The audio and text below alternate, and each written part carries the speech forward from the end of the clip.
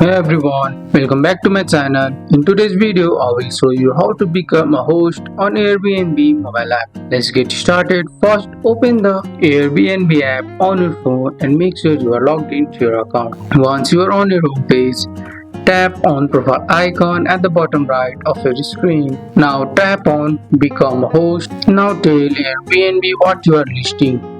It is a home, a private room, or a shared place. Enter your location, number of guests, and basic details like number of beds and bathrooms. After that, tap Next each section. Upload clear, bright photos of your space, the bedroom, living room, bathroom, and the entrance. Then write a short, friendly description of your space and what makes it special. Airbnb may suggest a price, but you can set your own rate. You can also choose cleaning fees and discount for longer stays. Choose when your place is available for guests. Then review Airbnb terms and policies and tap publish listing when you are ready. And that's it. We are officially on an Airbnb host.